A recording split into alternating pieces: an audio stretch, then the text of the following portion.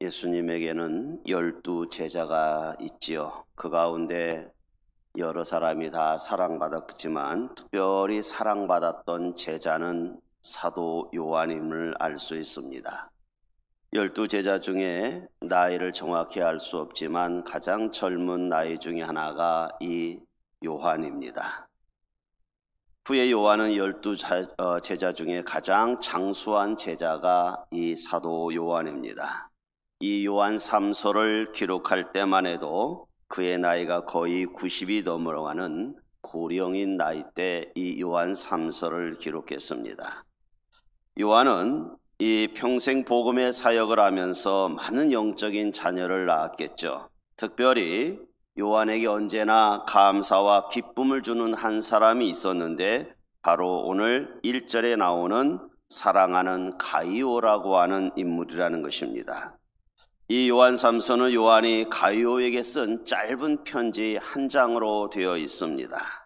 이 가이오를 생각할 때마다 얼마나 축복하고 싶었던지 편지 서두에서 2절 시작하자마자 그렇게 가이오를 축복을 합니다. 사랑하는 자여, 내 영혼이 잘됨같이 네가 범사에 잘되고 강건하기를 내가 간구한다라고 편지 서두에 이 가이오를 축복을 합니다. 하나님은 요한을 통해서 그의 백성들, 오늘 우리 모두에게도 이러한 축복의 메시지를 줄 것입니다. 사랑하는 초원교회 성도들이여, 영혼이 잘됨같이 범사가 잘되고 강건하기를 주님도 간구하더라는 것입니다. 우리를 향하신 오늘 하나님의 메시지라는 말을 듣고 싶습니다. 하나님은 우리의 영혼만 건강한 것이 아니라 육신도 건강하기를 원하고 계시는 분입니다. 하나님은 우리의 성도들이 가난하게 살기를 원하지 않습니다. 오히려 우리를 형통하기를 원하고 이것이 하나님의 마음이라는 것입니다. 그러나 복에는 순서가 있음을 오늘 본문을 통해서 우리에게 알려주고 있습니다. 내 영혼이 잘됨같이라고 먼저 시작하고 있습니다. 우리가 이 말을 좀 주의 깊게 명심 있게 들어야 될 이유가 있죠. 하나님은 영혼이 잘되는 사람이 육신도 잘되고 건강하고 범사가 형통하기를 원하더라는 것입니다. 영혼이 병든 사람은 만사형통이 될 수 없다. 세상에서 자신만만하게 살아가는 사람들은 영혼이 먼저 잘되어야 되는 걸 원하고 있음을 알 수 있습니다. 영혼이 먼저 잘 되어야 우리가 교만하지 아니하고 잘못된 길로 가지 않더라는 것입니다. 영혼이 잘 되지 아니하고 육신만 잘 되는 사람들은 우리는 인간적인 축복이라고 이야기할 수 있지만 그 재물이 넘친들 그 영혼이 파멸될 수 있더라는 것입니다. 이 영혼이 건강하지 아니하면 명예나 권력욕이 잘못되어져 들어가게 되면 그 영혼이 파괴되더라는 걸 알 수가 있습니다. 그러므로 먼저 우리의 영혼이 건강해져야 항상 소망을 품을 것이고 이를 위해서 열심히 더 노력할 필요가 있는 거죠. 성경에서 말하는 영혼은 어디서 왔습니까? 우리가 아는 대로 창세기 2장 7절의 말씀에 보면 여호와 하나님이 땅의 흙으로 사람을 지으시고 생기를 그 코에 불어넣으시니 사람이 생명이 된지라 라고 말씀하고 있습니다. 하나님께서 처음 사람을 만들어 놓고 흙으로 빚어 놓고 코에 생기를 불어넣으니까 생명이 되었다라고 표현하고 있는데 이 영혼의 가치가 바로 하나님으로부터 왔다는 걸 이야기를 하고 있는 거죠. 하나님은 우리의 육신의 몸을 만들어 놓고 또 영혼까지도 하나님이 주셨더라는 것입니다. 그러므로 우리의 소속감은, 우리의 영혼은 하나님의 것이라고 하는 분명한 정체성을 먼저 가져야 될 필요가 있더라는 것입니다. 우리의 짐승과의 다른 점, 동물과의 다른 점은 다른 짐승은 그냥 만들어 놓고 말았지만 인간은 하나님이 만들어 놓고 생기를 불어넣으셨다고 하는 것은 우리에게는 육신과 더불어 영혼이 결합된 몸이라는 걸 말하고 있습니다. 그러면서 하나님께서 한마디 더 하십니다. 자기의 형상대로 만들었다고 이야기하십니다. 그러므로 우리의 영혼은 하나님의 형상이 들어있음을 알 수 있습니다. 마태복음 10장 28절에 예수님께서는 우리가 육신과 영혼을 구분을 잘 하셨습니다. 마태복음 10장 28절에 그렇게 말합니다. 몸은 죽어도 영혼은 능히 죽이지 못하는 자들을 두려워하지 말고 오직 몸과 영혼을 능히 지옥에 멸하실 수 있는 이를 두려워하라고 말씀하고 있습니다. 몸은 죽일 수 있지만 영혼은 죽지 않는다고 하는 것을 예수님이 말씀을 하시고 우리의 존재가 몸과 영혼이 구성되어 있음을 또 한 번 증명하고 있습니다.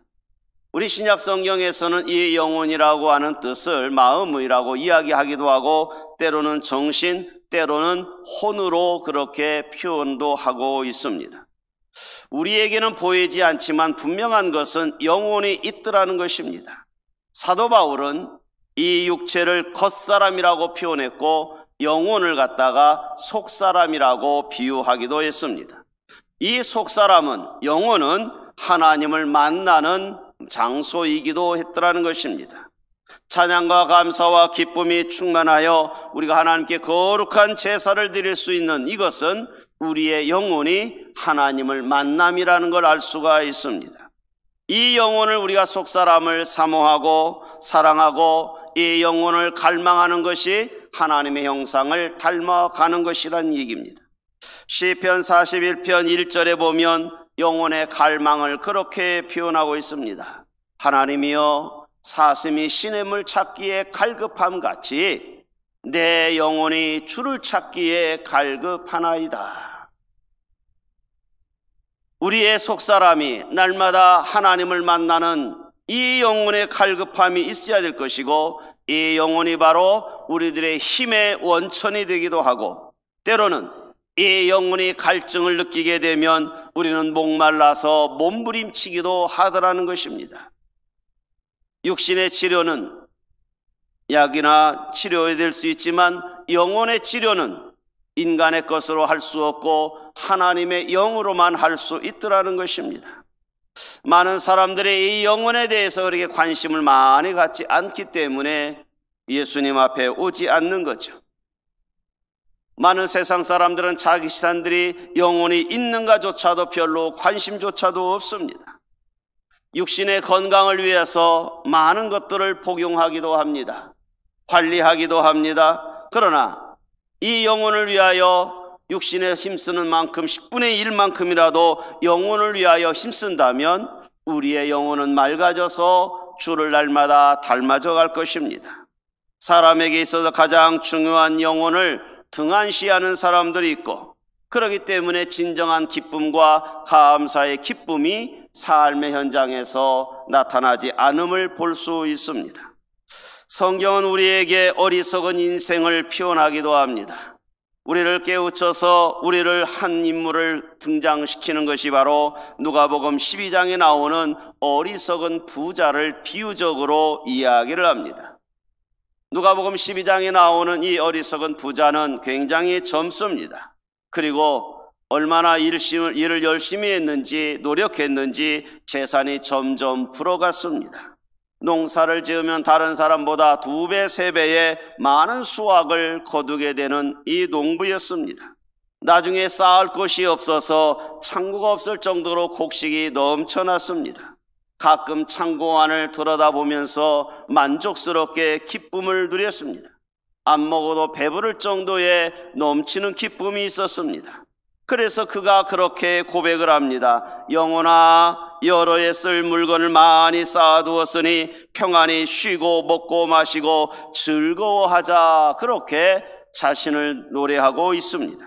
부유한 나날을 누리면서 창고가 가득 찬 것을 보면서 이제 내가 평안히 먹고 쉬고 놀아야 되겠다라고 그렇게 즐기라고 그렇게 이야기를 합니다.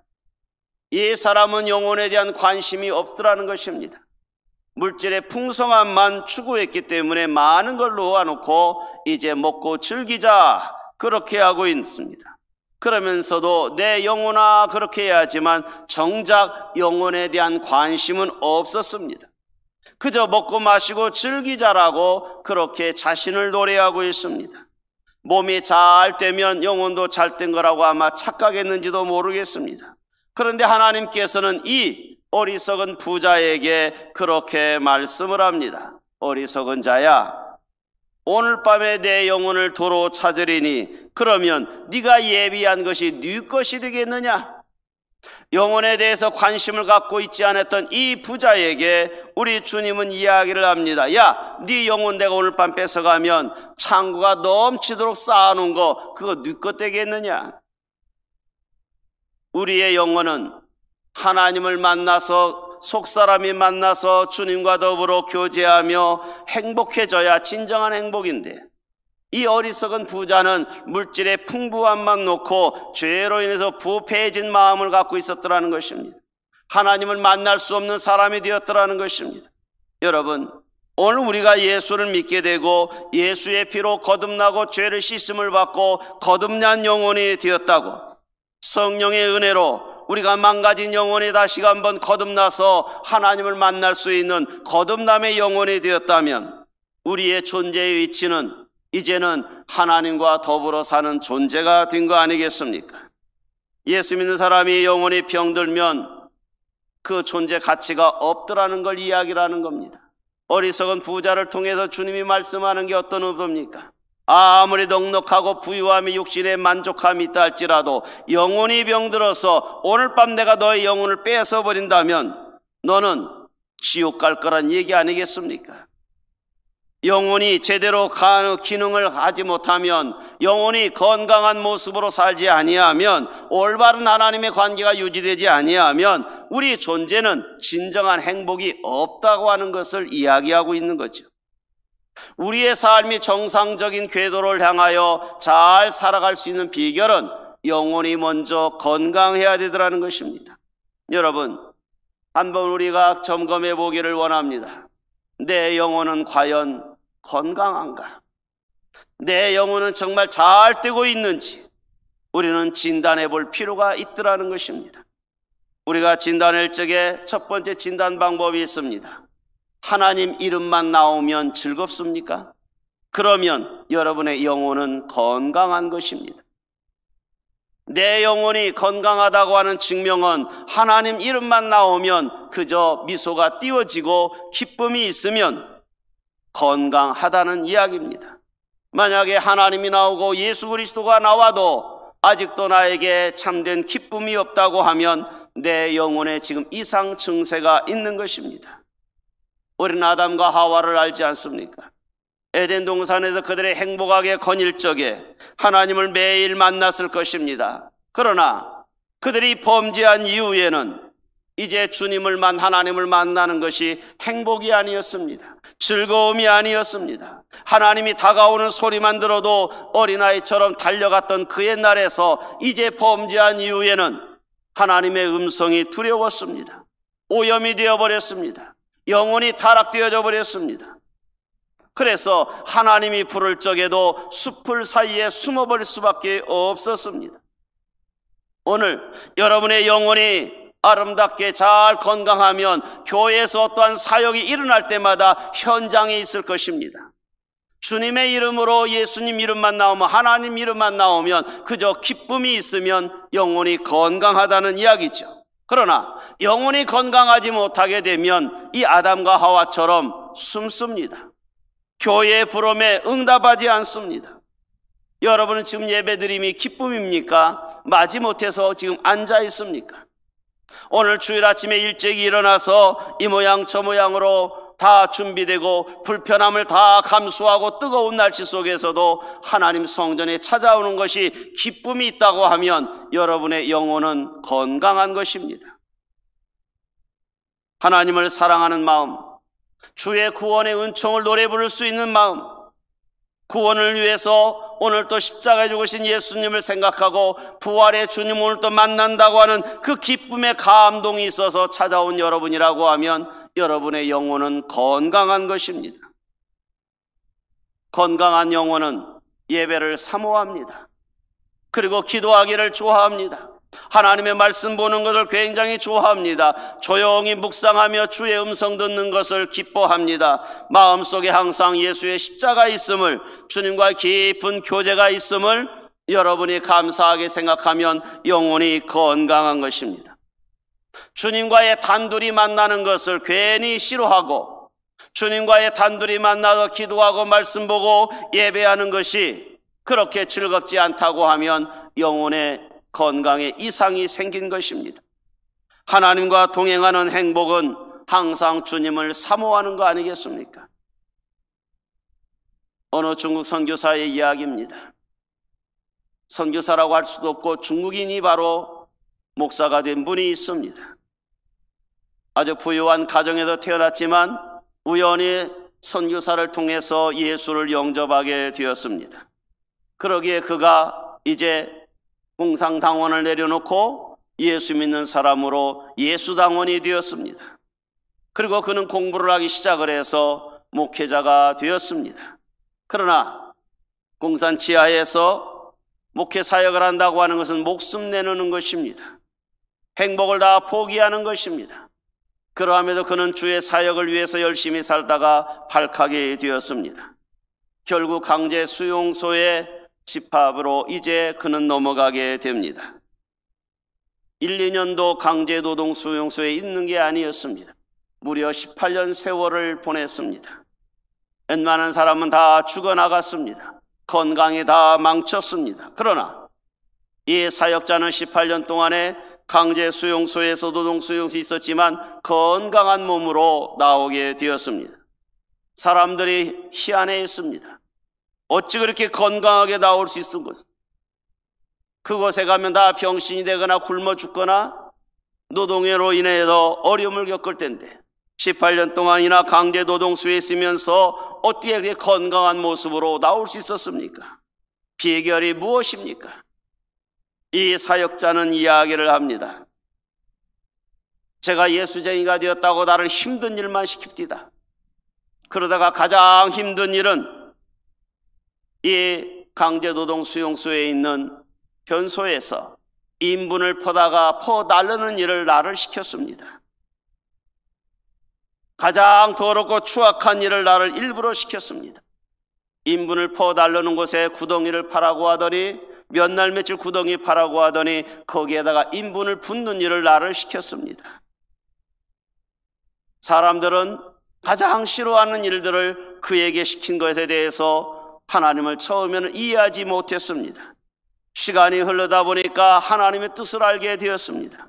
냄새가 너무 고약하기 때문에 인분을 퍼달라는 그곳에는 어느 누가 접근하지가 않습니다. 공산당원 어느 누구도 감시병도 가까이 오지를 않습니다. 그래서 그때서야 깨달았습니다. 하나님이 내가 가장 쉽게 만날 수 있는 곳이 바로 여기구나. 인분을 펄라는 그 웅덩이에 거기에서 마음껏 소리내서 기도할 수가 있었습니다. 마음껏 찬송할 수가 있었습니다. 그 오물의 웅덩이가 하나님과 교제하기 좋은 가장 좋은 장소였다는 걸 늦게서야 깨달았습니다. 목사님은 여러 해 동안에 그곳에서 찬송 442장을 늘 불렀다고 이야기합니다.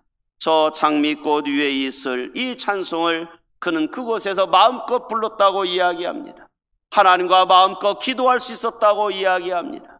남들은 어쩔지 모르지만 감방 안에서는 노래도 찬송도 기도도 할 수 없었지만 그 인분 구덩이 옆에는 어느 누구도 접근하지 않기 때문에 하나님을 만날 수 있는 최고의 장소였더라는 것입니다. 주가 나와 동행을 하면서 나를 친구 삼으셨네. 우리 서로 받은 그 기쁨은 알 사람이 없도다.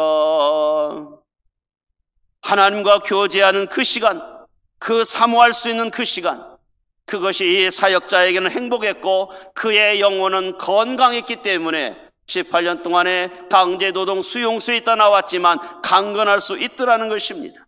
여러분, 기도나 예배가 찬송의 별 의미 없이 부르고 있으면 영혼을 점검하시기를 바랍니다. 지금 여러분들의 영혼은 건강한지, 하나님 예수님만 이름만 나오면 그저 기쁨이 있으면 강건한 것입니다. 또 한 번 우리의 영혼이 강건한지 점검할 수 있는 두 번째 비결은 내 마음이 세상에 있는지 아니면 주님 앞에 있는지 점검하시기를 바랍니다. 예수 잘 믿는 사람 가운데 하나님께서 복을 주셔서 몸도 건강하고 가정도 평안하고 하는 일마다 형통할 수도 있습니다. 그러나 젊고 건강하고 강건할 적에 내 마음이 세상에 기울어져 있다고 하면 영혼이 건강할 수가 없다는 것입니다. 때로는 우리의 일이 잘 안 되고 넘어짐이 있고 아픔이 있을 적에도 그러함에도 오직 나의 소망은 주님밖에 없습니다. 나의 희망은 하나님밖에 없습니다.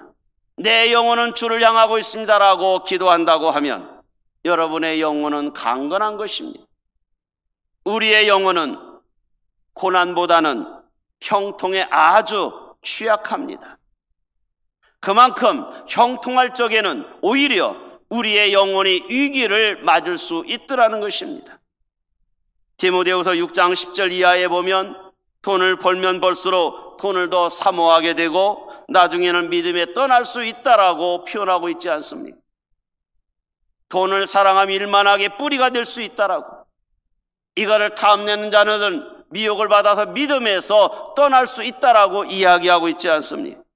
하나님보다 재물에 소망을 두는 우리의 영혼은 타락할 수 있더라는 것입니다. 욥을 우리는 보십시오. 욥은 고대에서 가장 큰 부자로 살았던 사람입니다. 많은 자녀들을 낳았고 복을 받았고 가정도 행복했습니다. 부러울 것이 하나도 없었습니다. 그러나 욥은 오히려 형통할 적에도 그의 영혼이 잘못될까 봐 매일매일 하나님 앞에 제사를 드렸다라고 이야기하고 있습니다. 그러기에 그의 영혼은 시련이 왔을 적에 오히려 하나님을 더 찾았고 나중에 욥기서 42장에 가서는 갑절의 은혜를 받지 않습니까? 우리의 영혼이 어느 때 위험스럽습니까? 세상 일로 잘 풀어질 적에 오히려 우리는 경각심을 가져야 되는 것이죠. 아픔과 시련이 있으면 오히려 주님을 찾기에 우리의 영혼이 강건하지 않습니까? 세 번째로 고난과 역경을 통해서 여러분들이 어떻게 반응하는가를 보면 그 사람의 영혼이 강한지 약한지를 알 수 있습니다. 누구나 세상을 살아가다 보면 다 인생에 굴곡이 있고 인생의 풍랑을 만나는 건 마땅한 것입니다. 간혹 태어나서 죽음에 이를 때까지 풍랑도 인생의 고난도 없은 사람도 있습니다. 그러나 이런 사람들은 아주 극소수에 불과합니다. 대부분 사람들은 태어나서 죽을 때까지의 인생을 보면 굴곡이 있습니다. 풍지평파가 많이 있었습니다. 그러함에도 하나님의 사랑하는 사람들은 그런 굴곡이 있을 때마다 믿음으로 떼어가더라는 것입니다. 평제를 만들어 가더라는 것입니다. 인생의 풍랑을 만났을 적에 그 풍랑을 인연하여 오히려 하나님의 십자가 길에 더 다가가는 걸 볼 수 있으라는 것입니다. 이 땅에 태어난 사람이라면 누구나 인생의 풍랑을 만나는 거 마땅한 거 아닙니까? 그럴 때마다 인생의 풍랑을 만날 때마다 경건하게 우리가 이것을 이기지 아니하면 풍랑을 만났을 때 주저앉으면 우리는 전복되는 인생이 되지 않겠습니까? 성도 여러분, 여러분의 영혼의 수준은 어느 정도입니까? 오뚜기처럼 다시 일어나고 있습니까? 아니면 주저앉고 있습니까? 코로나19로 인하여 주저하는 성도들이 많이 있습니다. 사업의 아픔 때문에, 건강의 육신 때문에 주저앉은 영혼들이 얼마나 많은지 모릅니다. 그러나 오뚜기는요, 아무리 넘어뜨려도 다시 일어납니다. 왜 그럴까요? 오뚜기는 무게중심을 가장 밑에 무겁게 두기 때문입니다. 그렇기 때문에 아무리 넘어뜨려도 곧또 일어나는 거죠. 우리의 육체보다 영혼의 무게중심이 저 믿음의 기초가 잘 되어 있으면 아무리 세상이 나를 넘어뜨린다 할지라도, 마귀의 세력이 넘어뜨린다 할지라도 우리는 바로바로 일어날 수가 있는 것은 우리의 영혼의 무게중심이 하나님을 향하여 있으면 얼마든지 일어날 수 있더라는 것입니다. 여러분의 영혼의 무게중심이 주를 향하고 십자가에게 있기를 소망합니다. 내 영혼이 건강이 육신의 건강보다 더 중요합니다. 육신은 망가지는 것보다 영혼이 망가지는 것을 두려워하시기를 바랍니다.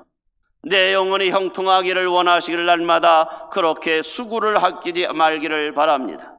저절로 우리의 영혼이 강해지는 건 아닙니다.